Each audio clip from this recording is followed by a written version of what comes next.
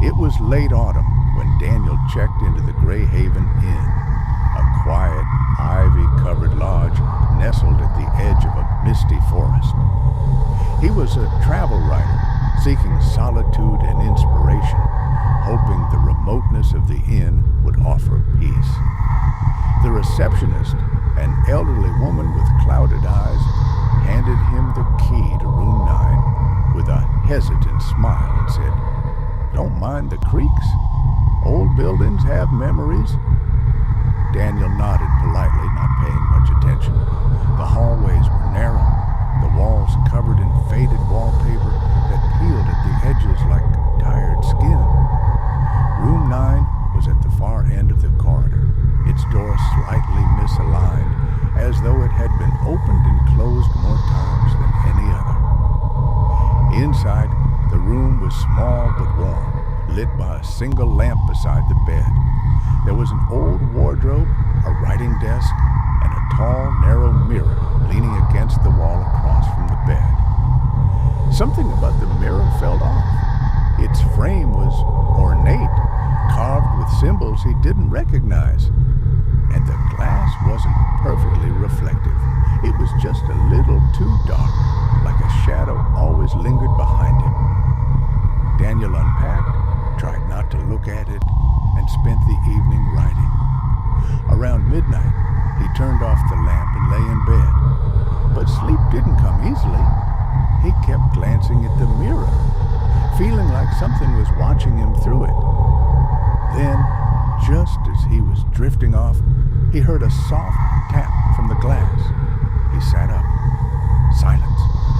The mirror showed only the room, empty and still. Telling himself it was just his imagination, he pulled the blankets up and closed his eyes. But the sound came again. A distinct, deliberate tap, tap, tap. Daniel reached for the lamp and turned it on. The room looked exactly the same, but the mirror, the reflection, was different.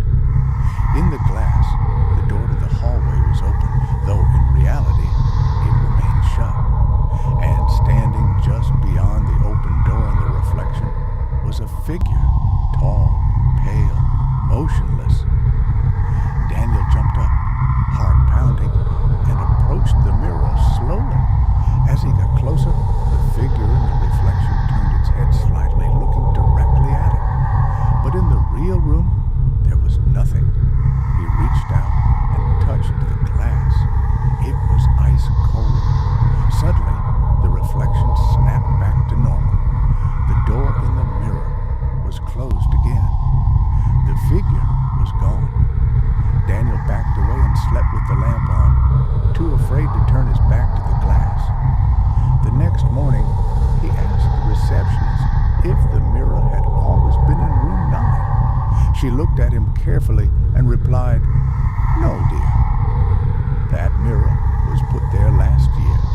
It used to belong to a woman who stayed here in the 1950s. She never checked out." Daniel pressed for more, but she only said, "Some things in this house remember more than they should." That evening, he tried to focus on his writing, but the words wouldn't come. He felt the mirror behind him like a breath on the back of his neck. When he finally turned around, he froze. His reflection was not moving in sync. While he stood staring, his mirrored self blinked.